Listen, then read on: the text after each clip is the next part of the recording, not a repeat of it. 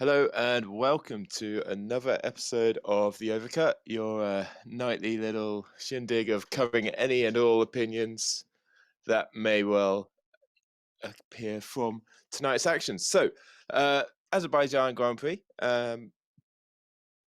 Baku street circuit, really intense, high-speed street circuit, offered us a really lovely race again to talk about.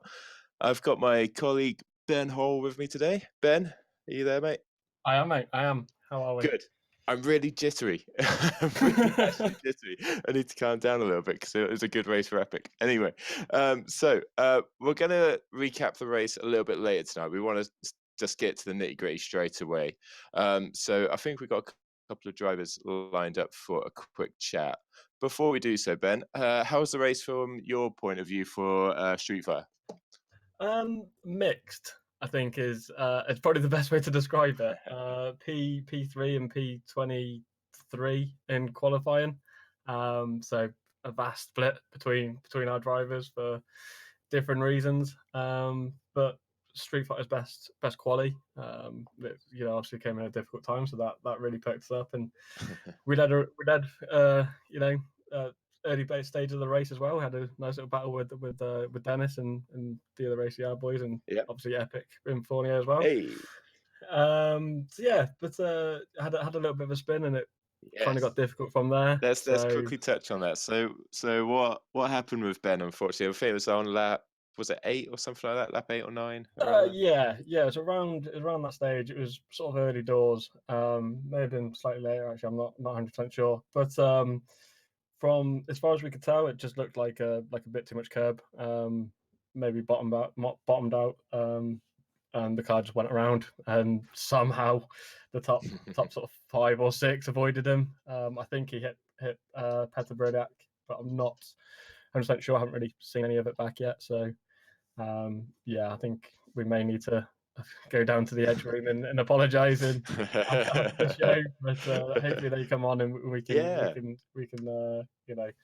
obviously it's not intentional, but we did kind of hit them a little bit.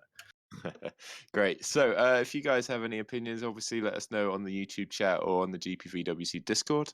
We'll try and read out as many as we come across throughout the show. Obviously, if you're listening to this on the Download Radio app, probably be a bit tricky to travel back in time, but nonetheless, welcome and thank you for listening.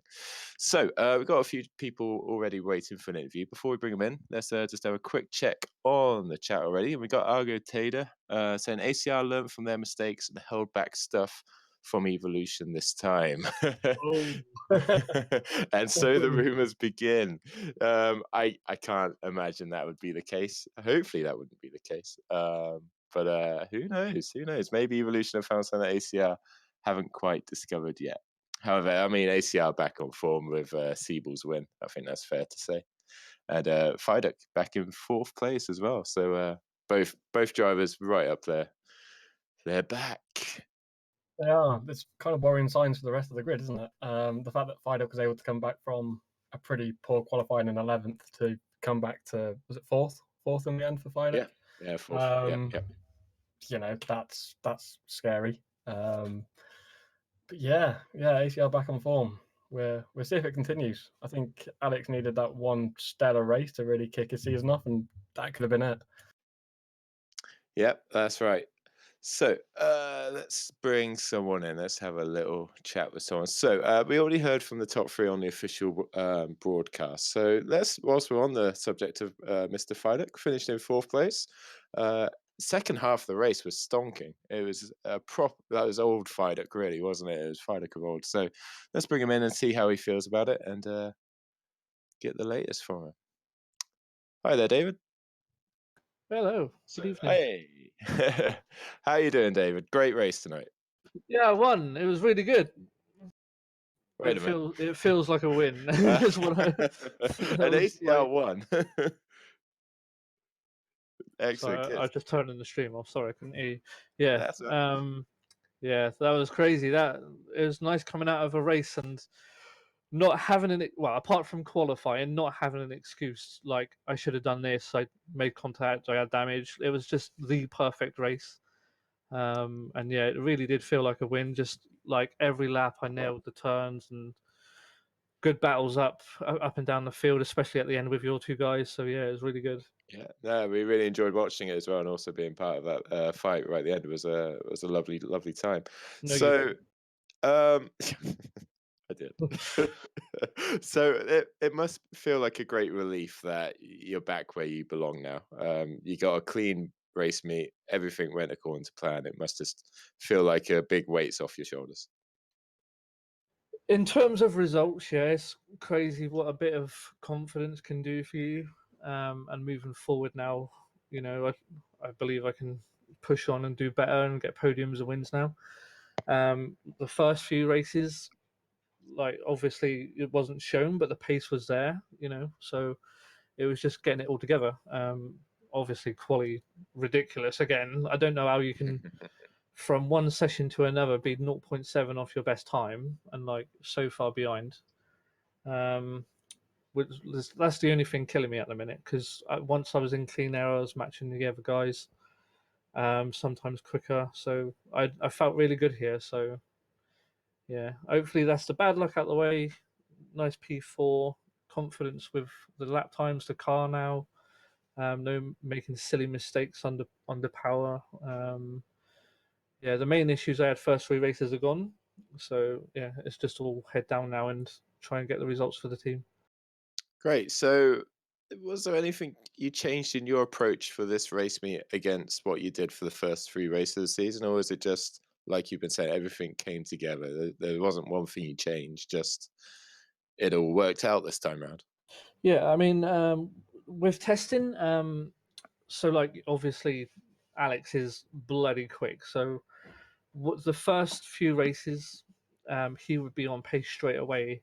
And when I was at Nords, no disrespect to Nords, but I was always testing on my own. So when I found my limit, I would just be aiming to beat my lap times. Whereas now, when I'm on with the other guys, I'm chasing their lap times because they get up to speed more quickly. So I'd put myself under pressure, chasing their times, making mistakes, going wrong way on setup. So this race, I said to Mike, you know, the first few days I'm just going to be on my own, get my limit, get the setup comfortable for what I like and what I'm used to, like last season and the year before. And then once I'm comfortable, I'll start talking about times and sharing with the other guys, and then we can push on. And yeah, obviously it didn't work in quali, but race pace was really, really good here. So yeah, I've got a set way of doing things from now on, and with the car as well. So hopefully that helps me for the rest of the year. How about you, Ben? Any thoughts on David's race tonight? Yeah, I wanted to pick up on something actually. They mentioned the confidence. You've come in here to, you know, you're smiling, you're bouncing around again. Complete contrast to sort of last time out where there was, you know, there was smiles there, but it wasn't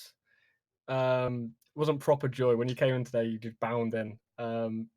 Taking that forward, you got to be confident of pushing now, haven't you? And just going, right, okay, this is where I'm at. This is where I can beat guys 11th to 4th. You know, you didn't exactly have an easy race. It wasn't like the top 8 or 9 dropped out. You had to fight your way through. Does that sort of help you move forward now?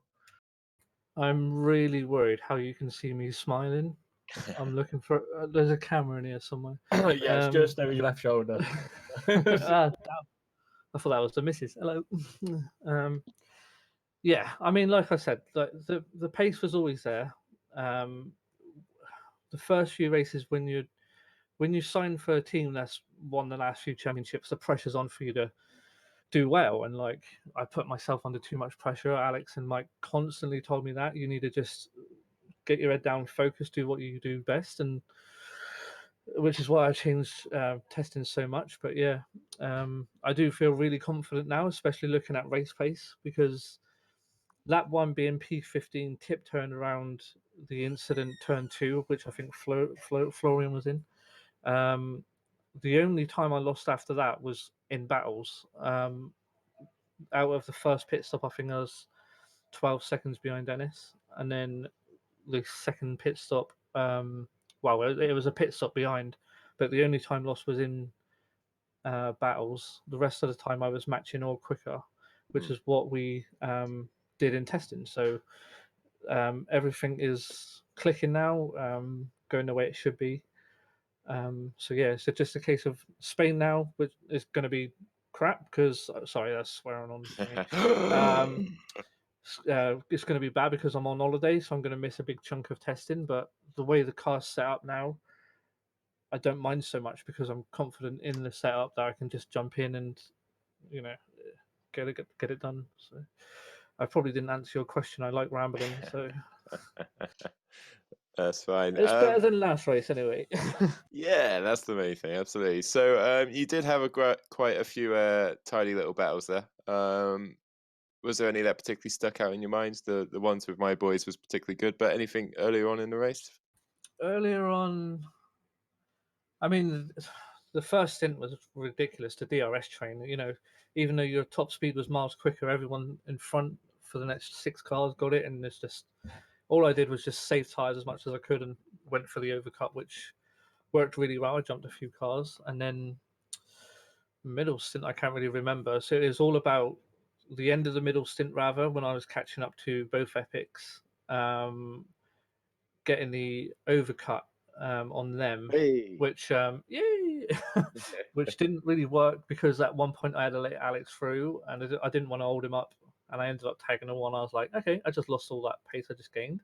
But yeah, after the pit stop, the car felt so good, and we were on fresher ultras, so there wasn't one corner I didn't relax on. I just went for it. Yeah, killed when I got out of the pit. The first pit stop, the same corner, turn 3. I was on the outside, and I was like, I want to hold this up, but I'm scared of the curb because I've spun there in testing. So like I just took my time and fell in behind right and looked after my tires. The second pit stop when I come out, we were in exactly the same place. And I was like, oh, come on. But I couldn't let that one go because obviously we're not pitting no more. I've just got to go for it. And I managed to hold him around the outside and then the inside for the next turn. Caught up to Jeff, and yeah, that was a great battle. I don't know what wings you guys had, but I knew out of the last corner, if I had 0.4 advantage, then down to turn 1 I'd be fine.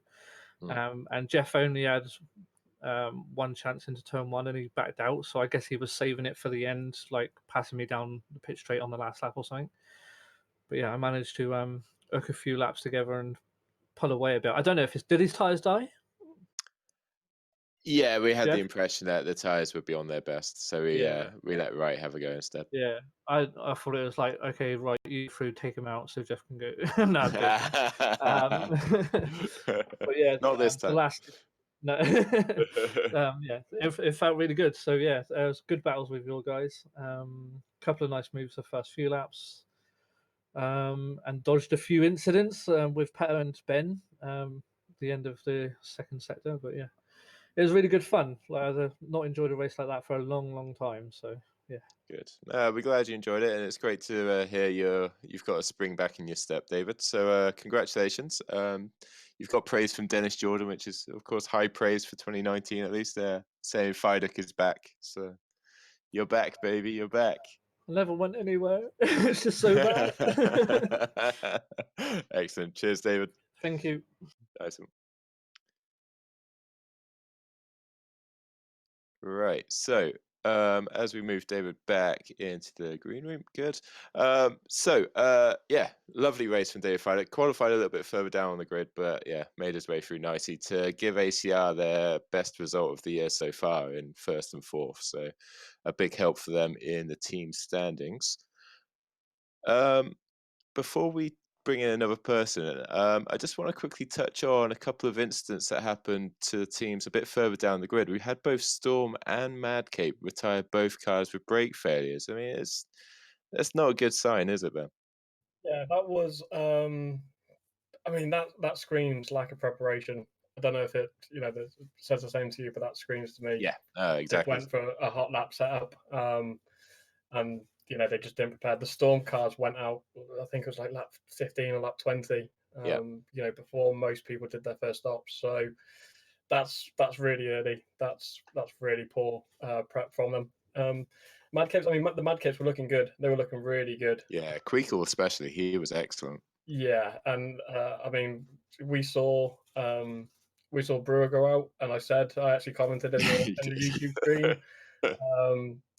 Queekle's brakes are next, and then about 10 seconds later, we saw Queekle braking into the first corner and just going straight on. So I personally saw that one coming. If you've got your teammate goes out and you're using a similar setup, it's going to happen. But that's poor. That is quite poor. Yeah, so unfortunate result for those two teams. There were a couple of teams though that turned a few heads, especially Green Stripes with Alex Cooper getting into the top 10 for the first time this year. You must be pretty happy with that result. Yeah, that was a cracking result, wasn't it? Considering I think the two Green Stripes got together in turn 2. Oh, did they really? I think so. Yeah, I haven't actually had a chance to see it back, but chatting to the guys afterwards, I think they sort of came together in turn 2. So yeah, one obviously, Yuri went one way, Alex went the other, and Alex came out a little bit better. But yeah, that was a great fight back as well. He was seriously on pace. The qualifying looked really good as well. We were expecting him to be right up there. I think he lost a bit of time towards the end of Sector 2 on his last run. But yeah, really impressive. Got some points on the board, some really good points as well, and obviously looks pretty good for the future for them. Good, excellent. Right, let's bring in the chap who finished 6th in the race today. He's one of my drivers. It's Jeff Fournier. We'll bring him in for a quick chat and see how he feels the race went, especially after qualifying. He qualified 2nd, didn't he? Be interesting. Yeah, very close. Hi there, Jeff. Hello. Hi, how you doing, mate? Fine, and you? Yeah, good. Right, excellent race. Really nice result there for 6th place. Qualifying as well, 2nd place on the grid there. That must have been a pleasant surprise for you. Yeah, well, especially on this track. I wasn't I wasn't expecting to be in top 10 for this one. Yeah. So yeah, it was arguably a very nice surprise for me to be up there.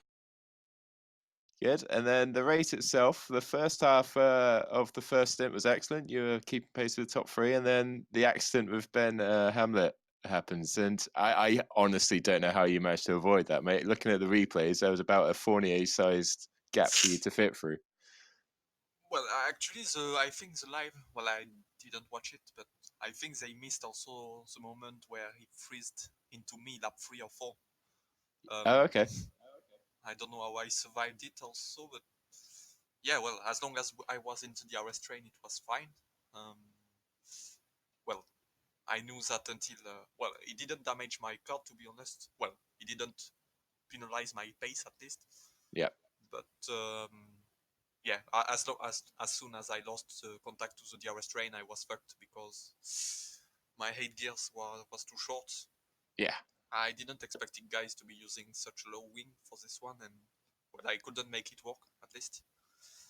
And yeah, especially when we I knew that it was going to be very hard. Especially with Queekle, wasn't it? Queekle was kind of the thorn in our sort of race, really. When we got stuck behind him and his low wings, that kind of highlighted we just needed that, like you said, that extra click in the higher gears. Well, to be honest, at first I didn't even intend to fight Queekle because he was very quick. But I think he kind of pushed a bit too much in his early second stint. Mm. And yeah, well, he did a lot of small mistakes right in front of me, so we lost a lot of time in all of this. And Wright, Fidok, even Liam were able to catch up. How about you, Ben? What do you think? Yeah, firstly, obviously fantastic drive, especially in the early going. We were slightly worried. We noticed you had some latency issues or lag issues on the grid, which kind of had us panicked. What's going through your head when you had the being told you were lagging on the grid? Was that an oh shit moment? I don't know, because my engineer was asking me if everything was fine. I was answering him yes, and but he didn't listen. Well, he didn't hear me at first, so, and then it came back. Wow. Yeah, we were very worried. I was watching Ben, who obviously was directly behind you on the formation lap, and you just disappeared coming out the last corner. You disappeared, and then everybody formed up, and I was like, I'll be honest, mate, I don't know where Jeff is. He hasn't appeared back on the grid yet. So if the lights go green, just I don't know, pray, I guess. Yeah, I don't know why. Because we thought we were going to be fighting an invisible car coming down into turn one, which isn't ideal. But obviously, another thing you mentioned when Ben had the screen freeze on lap 4, I was actually watching from your cockpit cam just to see if you were getting closer enough to DRS for Ben, and I saw the Street Fighter gearbox covering the entire camera, and I was like, oh, that's going to be messy, and somehow it all worked. Nobody, I don't think, took any damage from it. Obviously, we lost a position, but no damage, and yeah, it was quite a scary moment for both of us, I think. Yeah, well, I don't know how it affected Ben's car, to be honest. Well, I think it penalized him a bit more than me, since it wasn't on the rear for him. So, but yeah, well, glad we survived it. Yeah, absolutely. And then obviously spinning in front of you, and yeah, that was a heart and mouth moment. I was watching from Dennis Jordan's car, and yeah, that's close. I didn't see you. I know we hit some guys behind, but that must have been incredibly close. Did that kind of? I know you lost the DRS train pretty much straight after that. Was that just a case of getting back from settling yourself down after having such a big incident happen in front of you? Yeah, well, I lost the DRS train. Well, when Ben spun after Castle, and yeah, with the direction setup we adopted, well, I knew it was going to be a tough race as soon as I lost it, and yeah, well, ACR guys were very strong, very good pace, very good tire wear. They were able to find some pace in the end of the stint, when for me it was just a matter of doing those few more laps just to stick to the planned strategy. But yeah. And just a quick shout out to your teammate Wright Kilker as well. He's shown flashes of this sort of pace in the early start of the year. P5 today. You must be quite pleased to see him back where he probably deserves to be. Yeah, well, to be honest, it's not only today he's shown it, because in Malaysia he had very good pace. Engine failure, but he was in for a top 6. In Australia, he was in for a top 6, top 7, but yeah, he made a mistake. Well, can only blame himself on this one. Yeah. And yeah, in Malaysia, he lost a lot of time fighting with Brewer, but well, I mean, I've never been surprised. I mean, he always had the pace for top 6, top 8 on every race, even if it didn't always end up in a good result for him. But I hope now he will find it, the consistency, because that's what we need. Well, on a driver standing perspective, but also on a team standing perspective. Yeah, absolutely. Great. No, great job tonight, Jeff. I'm a very happy team boss as always. So greatly appreciated your efforts for tonight's race, and long may it continue, mate. Well done. Cheers. See you. Thank you, guys. Cool. Right. That's Jeff Fournier. So he had a bit of as soon as he lost that DRS train, it was kind of his hands were tied, I'm afraid. He wasn't able to throw down nearly as many overtakes as he did in Bahrain, for example. Yeah, I said actually, didn't I, last week? I'm quite interested to see Jeffrey up this track because there is quite a lot of overtaking opportunities. I was quite expecting to see, a French yellow car just flying down the inside of many cars, but yeah, maybe next time. There's quite good opportunities in Spain. But a quick shout, actually, I know you mentioned Wright Kilk finally got his fifth back from Bahrain. Engine didn't blow this time. Yeah. So did you see he was going out of the slipstream every other lap, basically? Yes, I did. Yeah. I saw that and I was like, a little bit of paranoia. Have Epic done it again? But no, finally got that pace back. I believe it's his best finish in GPVWC.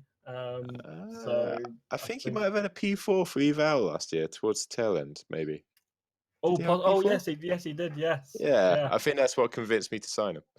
Yeah, but best result of the season. Obviously, he should have been there for Bahrain, but finally nailed it on now. And yeah, that driver pairing is looking quicker and quicker each week, which is we're getting more confident. That's the main thing.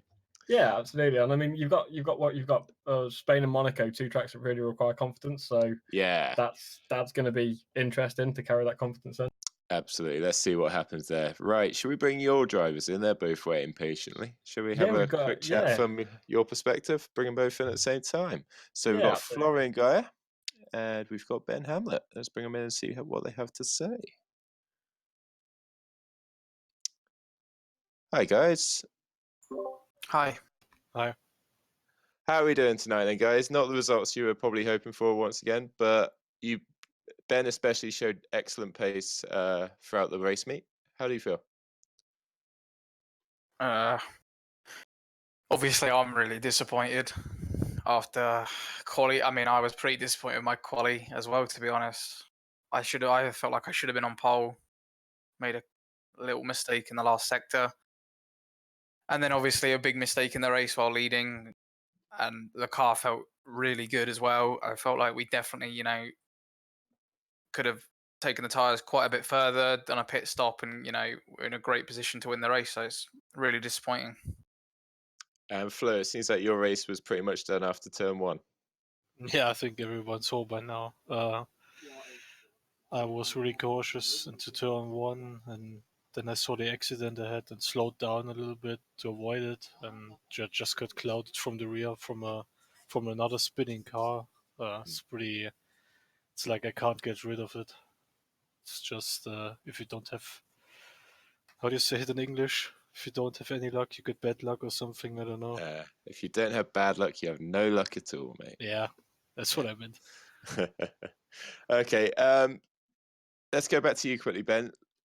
As you mentioned, your qualifying you qualified 3rd? Yeah. Yeah. So you reckon you could have had pole position? If you had pole position, would you have won the race?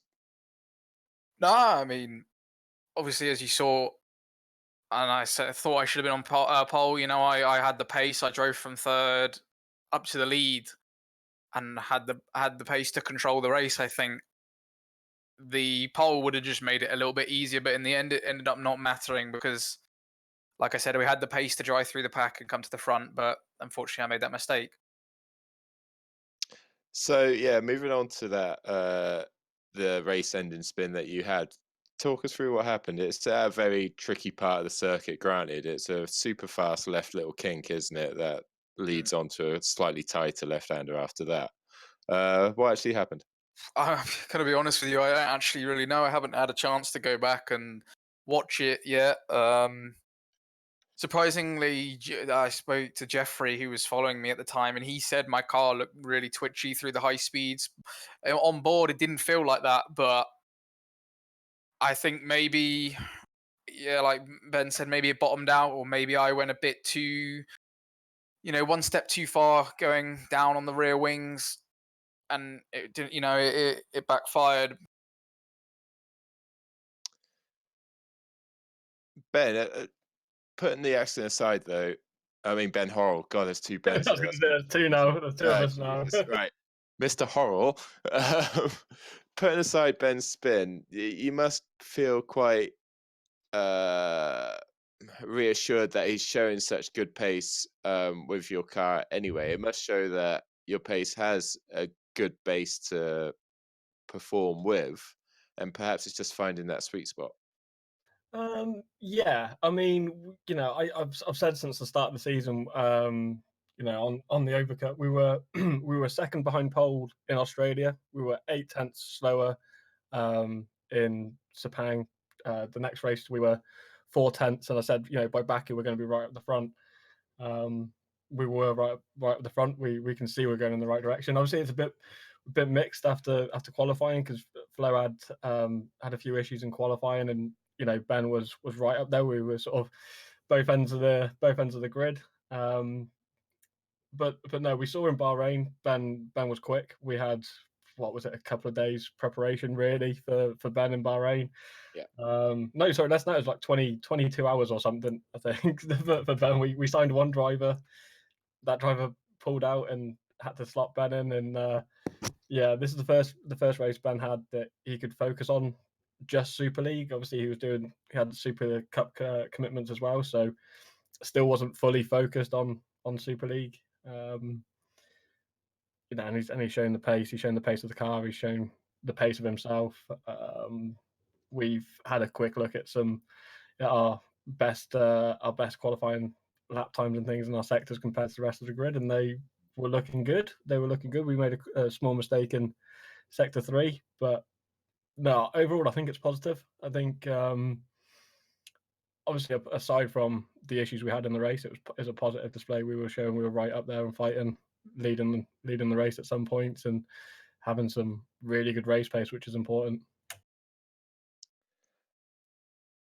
Flo, it must be a bit of a double-edged sword for you right now, seeing Ben Hamlet putting the performance together, especially in qualifying, then at the start of the race as well, and you're still just not finding the luck, or you're not finding the qualifying performance that's required to just get those extra few rows up the grid.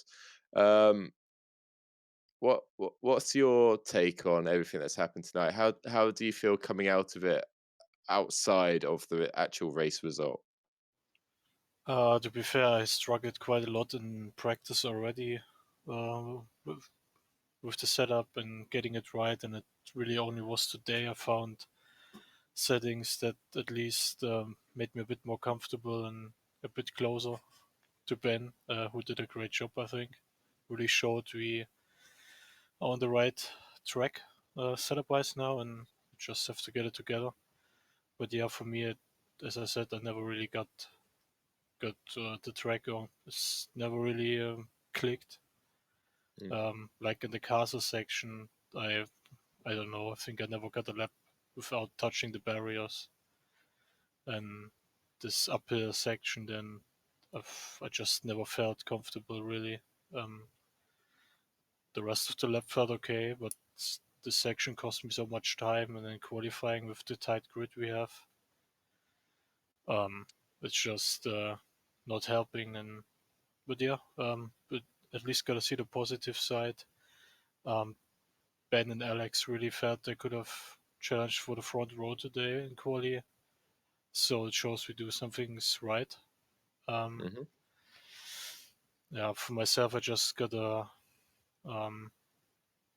see to adjust myself a little bit on the driving. I think I'm struggling a bit on that side. Well, I don't know why I'm off the pace at the moment, really. I mean, Bahrain was okay, but when it comes to quali, I always seem to not get it done. So it's something I have to look at. Okay, I fair really enough. don't know why. Okay, and Ben Horrill, what else? Have you got anything else to add to what Flo's been saying there? Is it just a patient game right now? Just keep working on it, just keep bringing it all together, and it'll come to fruition? Yeah, I think so. I think if you look at the way our upgrades are going now, our car's obviously up to scratch. Stark contrast to last year, where by this point we were already seriously struggling in car development. The car's there now. The car's on point. It's getting quicker all the time. Everybody else is getting quicker around us, but the grid is so tight. We just got to sort of sharpen up a little bit and minimize the mistakes. I mean, the top 5 in qualifying was separated by 1/10 of a second. Around Baku, that's quite an achievement. We saw lots of different setup ideas going. Some were going with high wings, some were going with low wings, and lots of different cars as well.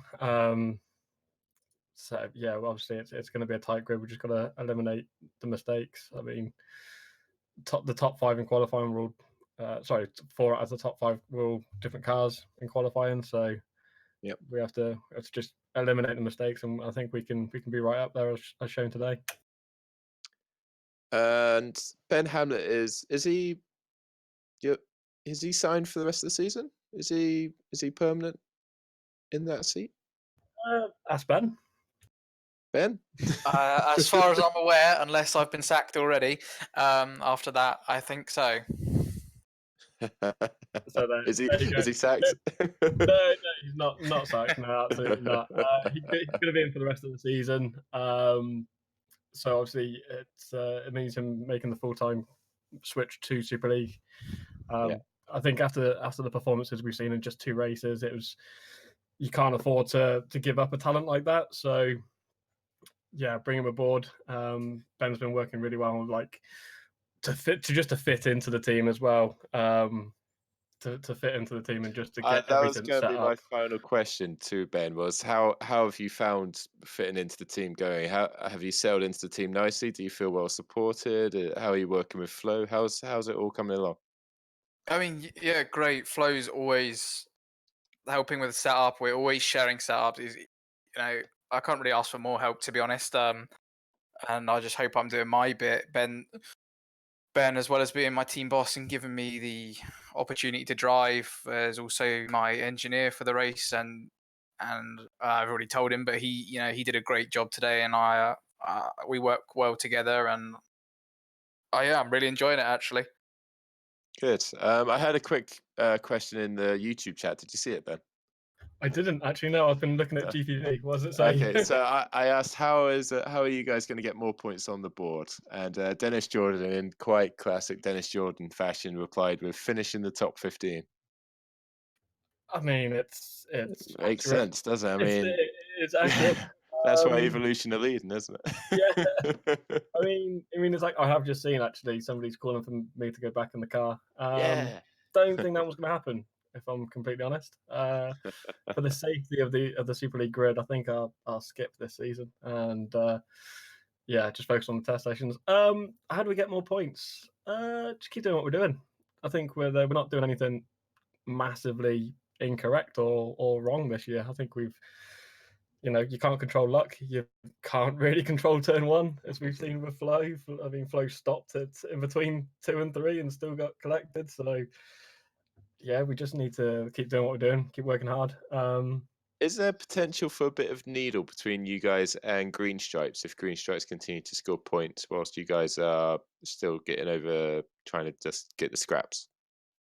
No, I don't think so. No, not at all. I mean, they're 2 independent teams. Yeah, but Green Stripes are doing there's got to well. be a bit Fair of an enough. internal sort of rivalry because you guys work together and everything like that. You share certain data, I guess, and everything like that. There's got to be a slight little internal rivalry as such. I think Maybe a healthy rivalry, granted. But... I think you push the drivers. I think it's probably would be more concerning if we were in the ACR Evolution elements where both teams are fighting for a championship, and obviously they're sister teams, so 2 sister teams fighting for a championship. That could get very spicy, I think. So yeah, we'll see. We'll see. We'll touch on that a little bit later. We've got both Mike and Dennis Jordan waiting for interviews, so we could bring them both in actually later and we can bring that to a head maybe. Excellent. Is there anything else you'd like to add from a Street Fighter point of view before we send your drivers back? Just a public sort of thank you to the team for continuing to work hard in Baku, and obviously we didn't get the results, but keep going, guys, and thank you for a very entertaining race today. Good, excellent. Right, cheers, Ben and Flo. We'll send you back over to the other room. So, Bye. as I said, we've got a couple of others. Yeah. So we'll bring Dennis Jordan and Mike Pittman in a moment or two. I think now's probably a good opportunity to just quickly go through some results. Do you think? Just whilst we have a little break. Yeah, let's do that. Right. Cool. So that's all right. Comments. Oh, what are they saying? Dennis just mentioned ATR and Evolution like each other. Not sure how it is for ourselves and GSR. Oh, there's a healthy relationship there. I've driven for Christoph. I've known him for quite a while. Obviously, there's a competitive edge to it as well. But This is going to perhaps sound a bit of a bitchy question to make here, but is there any chance in your mind that you would consider swapping drivers between the two squads? Sorry, Say, say that again. Sorry. so is there any passing thought in your mind that you might be open to the idea of switching drivers between the two squads? So say Cooper continues to perform really well, would you be tempted to slot him into one of your cars instead? I mean, we only have 2 seats. Street Fighter. Those 2 seats are filled with the 2 drivers you saw racing today. So yeah, unless something happens between them, we'll bring somebody else in. But as far as Green Stripes drivers in a Street Fighter car, we've both had issues with drivers dropping out in things this season. Yeah. If that was going to happen, it would have happened. Would have happened already. Fair enough. Fair enough. Very diplomatic of you. Right.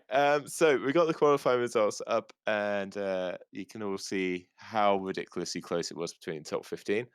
It was Dennis Jordan that took pole position with a 137.432. Just so you know, Matthias Moos was in 15th on a 137.864. He was literally 4 tenths of a second off Dennis Jordan, but 14 places down. So there's the qualifying results for your viewing pleasure if you're watching it on YouTube. And then if we bring up the race results as well, we'll just quickly go through those. And it's the usual suspects really at the top.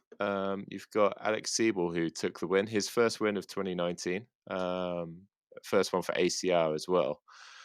Are we starting to get into the territory now of a 2-tier championship, do you think? I don't think so. I don't think so, if I'm honest. I don't know where the split would be. You could argue that on previous form, Green Stripes and Street Fighter are in that bottom tier, but as we've just seen from Baku, we have the capacity to be right up there. So, no, I don't think so. I think it's gonna get tightened up between the sort of the European rounds. Spain's coming up next. A lot of people would have done pre-season testing in Spain to test the mod. So there's going to be a lot of teams with already a lot of laps and a lot of data from Barcelona. That's going to be a competitive race, but when the top 23 drivers are covered by a second, I don't think it can class as a 2-tier championship at the moment. Cool. Behind the top 2 teams of ACR Evolution, who filled the top 4 positions, it was Epic in 5th and 6th. We've touched on that already. Alex Cooper with 7th place for Green Stripes Racing, an excellent result for the returning Green Stripes Racing team. Matthias Moos continues Red Archer's strong start to the season, but perhaps not the overall result the team were hoping for, especially with Fabio Sixto qualifying quite high up. But still, points nonetheless for Red Archer just to consolidate their 3rd place in the team standing. Peter Burlack down in 9th. I think he was caught up in the Hamlet spin, so that probably explains why he was so far down. But still, apart from his win in Bahrain, perhaps not quite clicking still. Yeah, where did he qualify? I think he qualified just about 7th or something. Yeah, 7th, 8th, something like that. something like that. But I mean, he wasn't slow at all. Yeah. For context, Peter Burlack had the fastest Sector 1 in qualifying by over a 10th, and the quickest Sector 2. It's Sector 3 that really let him down on his qualifying. I mean, he was fastest in Sector 1, fastest in Sector 2, and then he was 28th fastest in Sector 3. Oh, wow. Okay. So I think that kind of set the tone for his race. If I'm honest, he's still very, very quick. I was honestly quite expecting him to be on pole, especially when I was watching race view for the qualifying and I saw those sectors come out. He's going to be up there. He's had a bad race this race. Obviously, he got tangled up starting from where he did as well. You're caught in the train. There's not really many places to move up in the first couple of laps. The RS train, like Fidek alluded to, you just get stuck in it. You can't really break away. So, Mhm. yeah, Burlak will come back definitely. Yeah. Liam Duval rounded out the top 10 for Hawkeye. I think he tried to run quite a long stint on the super softs, and it just killed him right towards the end of the race, unfortunately. Quick shout out to Dino Pellini getting Magiric's points in 12th there. A nice little performance there. Kind of went under the radar. Yeah, it was. Yeah, he's I saw him floating about and sort of keeping his nose, as clean as possible. And just there, just grinding out the results, isn't he? They are finding their way further and further up the grid, Majoric. So yeah, keep that up, guys. And yeah, I think you could be comfortably inside the top 10 come some race at the end of the season if you keep up the development and things, of course. So we just had an interesting comment from Jeffrey Fournier, just going back to Petter Burlak quickly. So it might be a good explanation as to why his third sector was so slow. Apparently his top speed was 320 kilometers per hour in qualifying, so about 8 to 14 kilometers per hour slower than most of the grid. So maybe it was set up, or maybe he just didn't catch the slipstream of another car. Possibly. I think maybe he went with slightly higher downforce and expected to pick up a toe, possibly.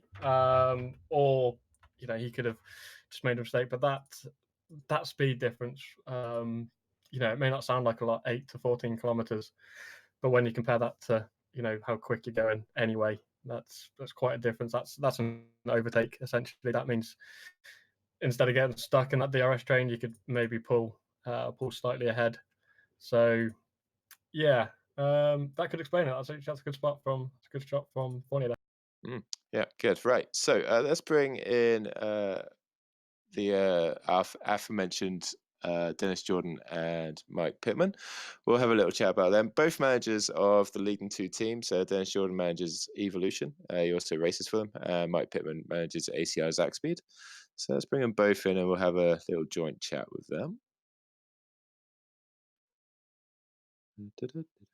There we go. Hey guys. Morning. Morning. Is Mike there? Sorry. Hiya. Hey, there he is. I'm awake, don't mind. Hi guys, right. So excellent race for both of your teams tonight. Let's start with just how do you feel? Mike, start with you. First win of the season. Yeah. Same place it started off last year, actually. With Alex. No one else has won here now except for Alex in Super League. That's a nice little stat for you. Hey. But yeah, I can't be proud of that, can I? Really, first and fourth is a great team result. It's almost weird where you sort of go, well, that's great, Alex, but well done, David, more because like even though he got fourth, I know how much that sort of like was getting at him, and it's his highest result with the team. Nothing to take away from Alex, of course, incredible driving. Dennis's team pushed us all the way, but to come away with the win, having been bettered in the last few events, even was nice thing to happen. And Dennis, consolidating your lead at the team's championship with second and third, so you didn't really lose on too many points to ACR. Must be quite happy with that result, all things considering. Yeah, I think could have been much worse, to be honest. I did not really expect us to be, like leading by that margin there up the front, but obviously that crash from Hamlet helped us a lot because kind of spread out the leading group, so I could get away a little bit, and then Yannick had it easier, passing those guys because they didn't have DRS anymore. So that helped us, and yeah, I think from there on we just managed it. Couldn't quite get Alex, unfortunately, but yeah, one of those days. Yeah, way to go, Ben. Yeah, it's right. You're welcome. We'll help you out. Don't worry. So going back to you, Mike. I think Alex won it kind of after the second round of pit stops. Really, he was in clear and he bucked the trend of not really requiring DRS to set the pace alight. Really. Well, he did the overcut really to get the position on the road, and he was on fresher tyres as well because of that. So it allowed him. I mean, he didn't pull away massively, but obviously he got out just ahead of the 1 second toe, which just helped by the looks of things. I think it was Dennis at that point. So yeah, worked really well. He did a great job in that way, managing the tyres in the first stint particularly. which allowed him the whole rest of the race to be able to do the overcut and gain the time. And Dennis, was Yannick just quicker than you, or was it a bit of tactics? Did you not fight it too hard? You just let him pass and fought more of the long-term championship game? Well, yeah, he was definitely quicker, but at the same time, like when he was directly behind me, it was a bit of an awkward spot because Alex was still out there. Like if he has still tires left, he's always going to be faster because the overcut is so powerful. So I also didn't really, wanted to fight him at that moment, hoping that maybe we can, get out at least side by side with Alex. But yeah, he was just quicker anyway. So, and here you can't really do a lot on tires because it's basically just, if you do a two-stop, it's flat out pushing. Like there's nothing you can do. So it was difficult to then, beat him. All right, guys. So we'll get on to the nitty gritty. It's quite apparent right now, at least, that the championship's going to be fought between your two squads. It's also quite apparent that you do work closely together in a few different ways. At what point do you start thinking for yourselves? At what point do you start thinking, right, are we still going to start helping our rivals out here for the championship, or is it now a case of every man for themselves?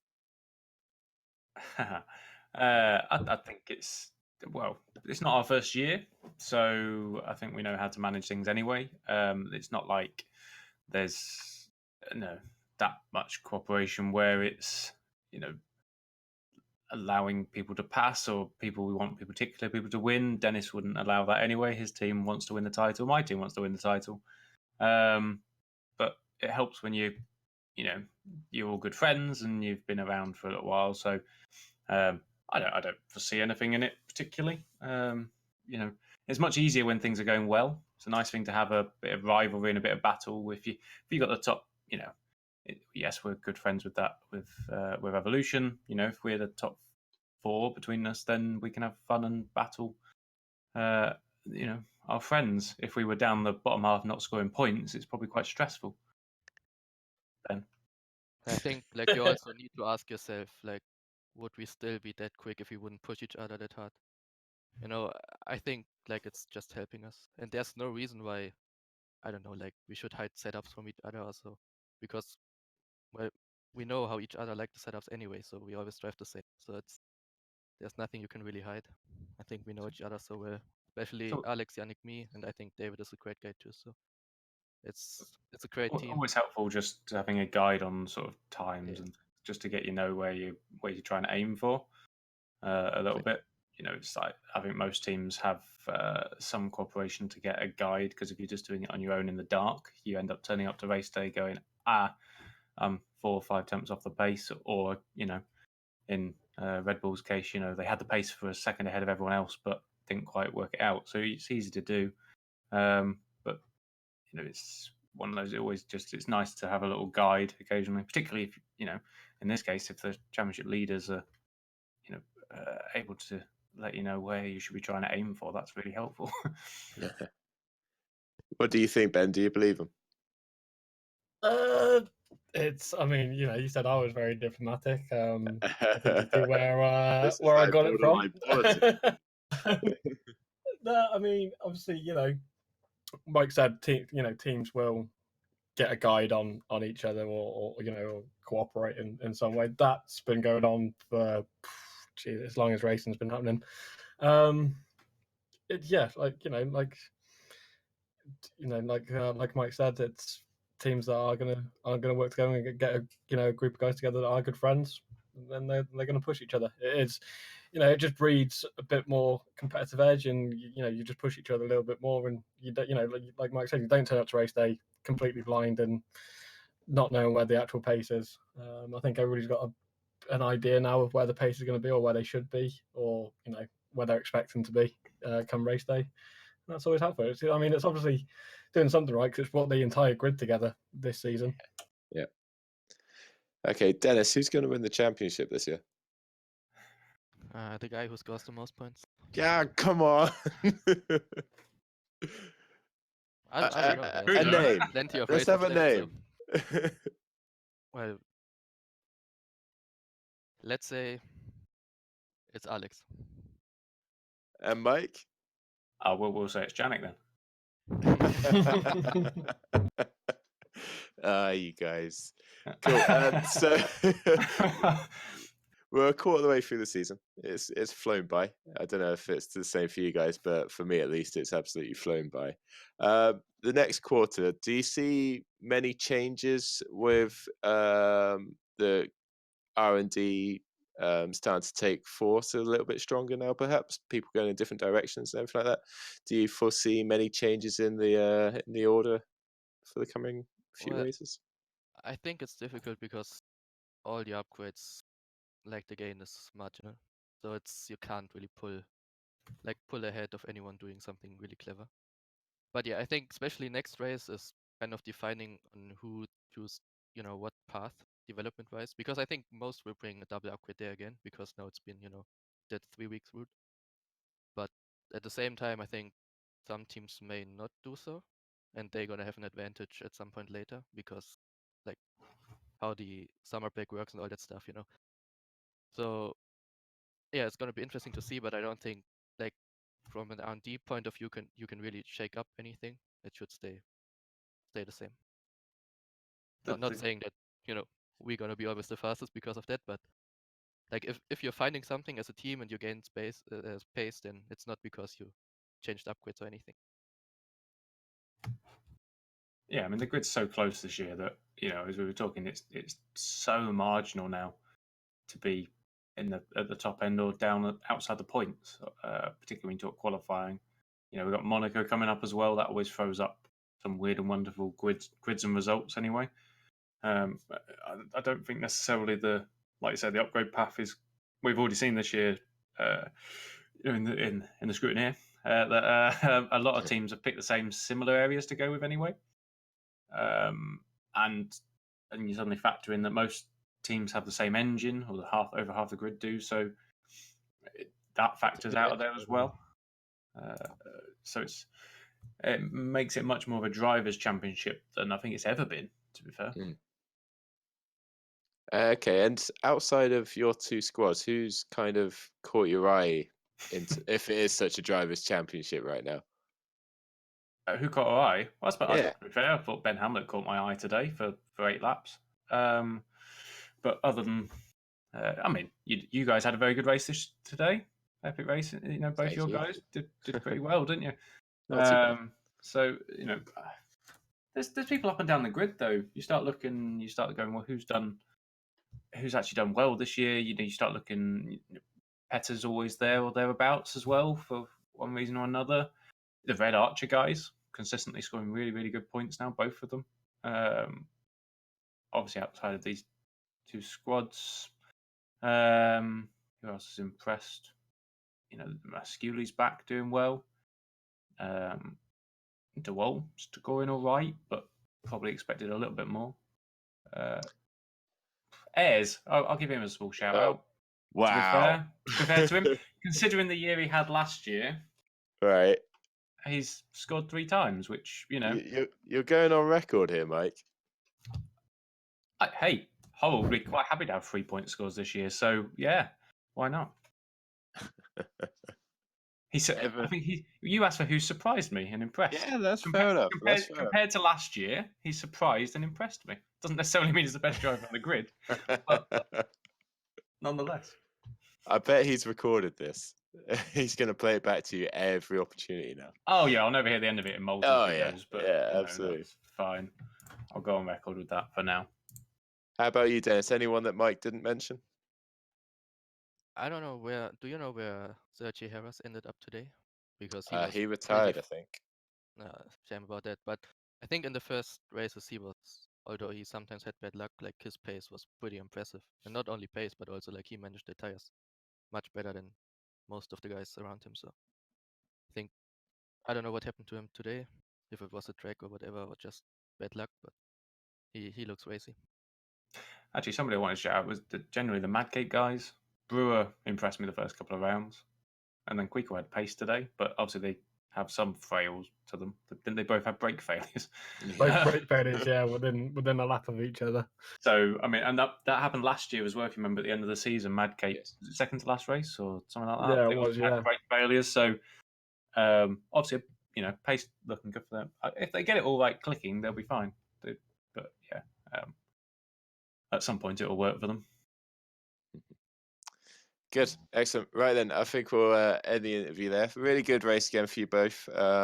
What more can you say? You guys are starting to romp away at the top of the standings. It's down to the rest of us to try and keep up again. But great job tonight, guys. Well done. Thank you. Cheers, guys. Cool. Right. So I think, Ben, we're coming towards a natural conclusion of the show. Yeah, I think so. One thing I did want to touch on, actually. One thing. Go on then. Something did actually surprise me that probably shouldn't have surprised me regarding engines. Dennis reminded me about R&D. The top 6 engines, Valiant, which, no surprise really, considering 90% of the grid is running Valiant, but they're the only ones to not upgrade power at this point. And Baku is a very power-hungry track, so yeah, that's quite a nice little stat for you. I think there's like 16 at the top 20 for Valiant as well. So overall, really good day for Valiant. Yeah, obviously both of us customers. Doing us all right so far, isn't it? Considering we had no we won't input. talk about Bahrain, but otherwise, I think that was a team preparation error, not an engine error for that one. We just wanted to push it to the boundaries and see how far the boundaries took us. It took us to lap 53 of a 57 lap race. There you go. Nearly there, mate. Nearly. But now we know. Good, excellent. All right, then. So we're going to wrap it up nice and early tonight. Bit of a slipstream sort of episode tonight, but I hope you enjoyed it nonetheless. Remember, you can download it and take it with you wherever you want on the Downforce Radio app. Thank you very much to Sim News for hosting us and supporting our little show that we do every Thursday. Thank you to our producer Dan for helping the stream and with the slides and everything like that once again. Thank you to you, Ben. We spoke about this before we went on air that you may or may not be on the next episode. Yeah, that's there's a question mark around it at the moment. Yeah, I'm gonna be getting a year older next episode on Overcut. So yeah, obviously I'm gonna be around because my guys are racing. Super League lights the day before, so yeah, I'll be around. Can't promise I'll be in a completely fit state, but that's what the Overcut was designed for. So that was its original intention. That's right. You never know, I might join you in a couple of birthday drinks. There you go. There you go. Absolutely. But thank you very much for joining me again. Once again, it's always been a pleasure. And thank you to all of our interviews tonight. Some really good chats, some really insightful stuff and everything like that. Always a pleasure to speak to every one of you. Thank you to everyone who also got involved on the chat tonight as well. And we hope to see you again next time for, is it Spain? It is, yeah, Barcelona. Yeah, Spain. Excellent. Take care, guys, and have fun.